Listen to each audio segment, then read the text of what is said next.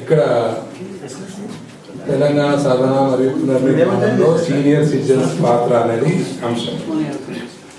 అయితే senior citizens మన దగ్గరికి ఉన్న దాంట్లో చాలామంది యువకుల్లాగా అయితే పరిగెత్తలేరు, చేయలేరు అనే అంశం చాలా ఉంది. కానీ యువకులను పరిగెత్తించగలరు, అది మాత్రం ఉన్నది. ఉరకలేరు కానీ ఉరికించగలరు. నా మనసులో ఉన్న వరకైతే 69లో 53లో ఇంకెప్పుడో ఉద్యమం చేసిన ముసలి వాళ్ళు, వృద్ధులు, సీనియర్ సిటిజన్స్ యొక్క ప్రభావం చేతనే ఈ మధ్యలో కలిగిన ఈ ఉద్రేకమైనటువంటి ఉద్యమం జరిగిందనే విశ్వాసం నాకు ఉన్నది. అయితే ఇప్పుడు మధ్యలో ఒకసారి ఎంపీ జగన్నాథన్ దగ్గరికి పోవాల్సి వచ్చింది. నాకు ఏదో సందర్భంలో మా బిడ్డ పెళ్లి కార్డు ఇవ్వడానికి పిలిచారు. ఆయన నాకు 69లో నేను పాల్గొన్న విషయం అవి చెప్తుంటే, నీకు కాంగ్రెస్లో టీఆర్ఎస్ కలిసేదాని అభిప్రాయం చెప్పండి అంటే, టీఆర్ఎస్ కాంగ్రెస్లో కలిస్తే ఉద్యమం చేయకుండా మంచిది కదా అని నేను. మనం కొన్ని ఉద్దేశాలు ఉన్నాయి కాబట్టి కొన్ని ఏ అంశంతో మనం ఏ విషయాలను దృష్టిలో పెట్టుకొని ఉద్యమం చేసినాం, కాంగ్రెస్లో కలిస్తే ఉద్యమాలన్నీ నీళ్ళ కలిపినట్టే అయిపోతుంది. కాబట్టి అవి మర్చిపోవాలి. ఇప్పుడు మనము తెలంగాణ బార్డర్ కొరకు ఉద్యమం చేయలే, హద్దుల కొరకు చేయలే, పునర్నిర్మాణం. ఇప్పుడు మెయిన్ అంశం పునర్నిర్మాణం. కాబట్టి ఆ దాని ఉద్యమం మనం గుర్తు తీసుకోవాల్సి వస్తుంది. నిజానికి మన పాత్ర, యువకులు ఉద్యమం చేస్తుంటే ఉద్యమంలో ఎక్కడ లోపాలు ఉన్నావో దాంట్లో మన పాత్ర ఏంటని కూడా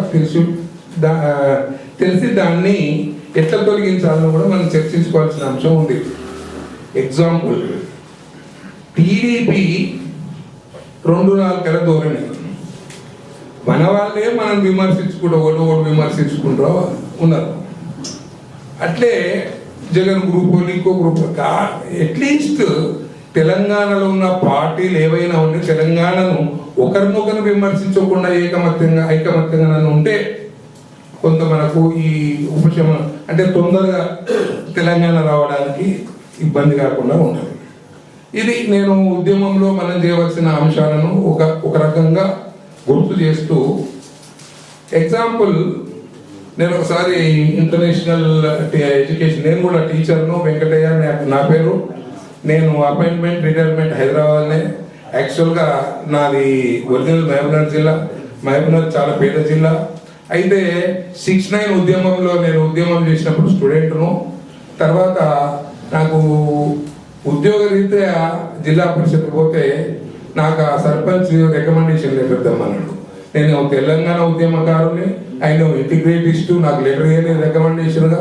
ఆయన మా భావనే, కానీ ఆయన సమైక్యవాది, నేను సపరేటిస్టు కాబట్టి ఆయనకు లెటర్ వేయలేక మహబూబ్నగర్ జిల్లాలో ఉద్యోగం దొరకలే. కర్మగాలి నాకు హైదరాబాద్ ఉద్యోగం దొరికింది, ఇక్కడ వచ్చినాను. అంటే ఉద్యమం కారణం కూడా నేను హైదరాబాద్ రావాల్సి వచ్చింది, నాకు ఉద్యోగం దొరకలేదు. ఆ రీతే నాకు ఇక్కడ ఏదో అక్కడి ప్రభావం ఇక్కడ లేనందుకు ఇక్కడ నాకు ఏదో ఉద్యోగం దొరికి ఇక్కడ అపాయింట్ అయినా, ఇక్కడ రిటైర్ అయింది ఎడ్యుకేషన్ డిపార్ట్మెంట్లో.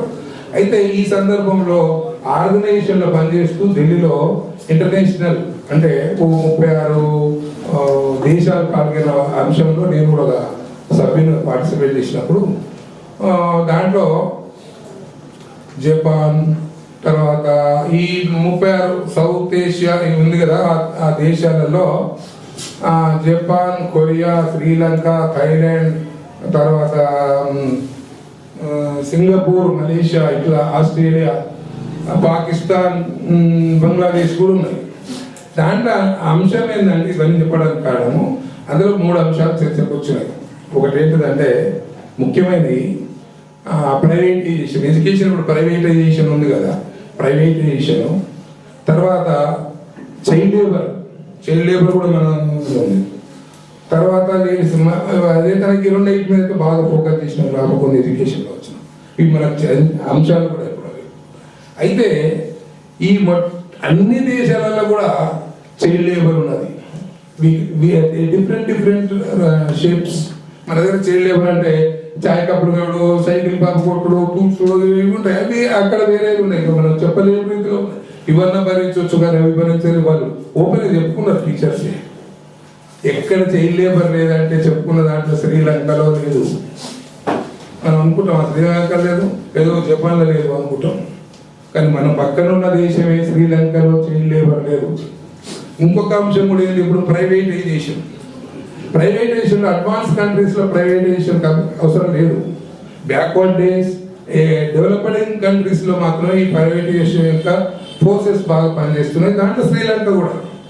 అయితే శ్రీలంకకు మనకు భేదం ఏంటంటే ప్రైవేటైజేషన్ వచ్చినప్పుడు ప్రైవేట్ స్కూల్ వాళ్ళు, ప్రైవేట్ ఏదైతే మేనేజ్మెంట్ వాళ్ళు గవర్నమెంట్ టీచర్స్ వాళ్ళకి వచ్చే జీతాల కన్నా డబుల్ ఇచ్చి తీసుకుపోయి చదువు చెప్పించుకుంటారు. ఎందుకంటే క్వాలిటీ ఎడ్యుకేషన్ కొరకు. మన దగ్గర జరుగుతుందా అది? అంటే క్వాలిటీని మాత్రం దెబ్బతీస్తలేరు ప్రైవేటైజేషన్ అయినా కానీ అని నేను చెప్పడానికి. ఇక్కడ ప్రైవేటైజేషన్ వద్దంటే లేదు, నేను క్వాలిటీ దెబ్బతినొద్దు అని అంటున్నా.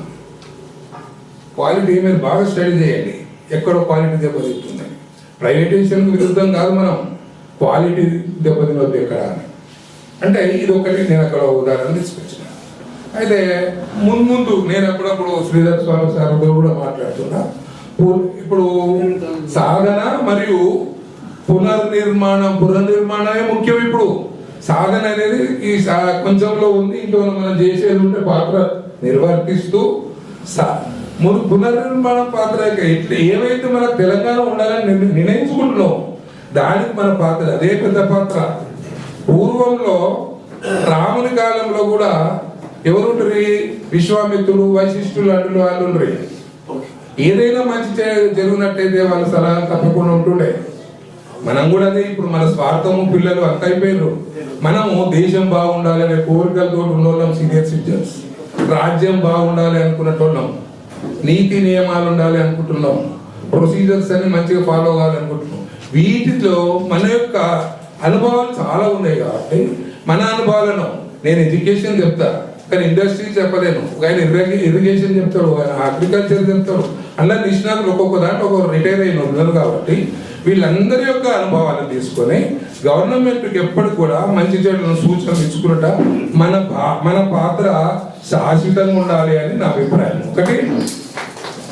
రెండవది ఏంటంటే నేను ఒకసారి శ్రీధర్ స్వామి సార్ కూడా చెప్పినట్టు నాకు ఐడియా, ప్రభుత్వము మనకు రికగ్నిషన్ ఇవ్వడము వాళ్ళ బాధ్యత. సీనియర్ సిటిజన్స్ లో ఒక బాడీ పెట్టి ఒక ఆఫీసు అది నిర్వహించుకోవడానికి మన సలహాలు తీసుకోవడము వాళ్ళ బాధ్యత. లేకుంటే వాళ్ళు తీసుకోకున్నా సరే మన బాధ్యత ఇవ్వడం, మనమే ఆర్గనైజ్ చేసుకోవడం, మంచి చెడు చెప్తూనే ఉంటాం.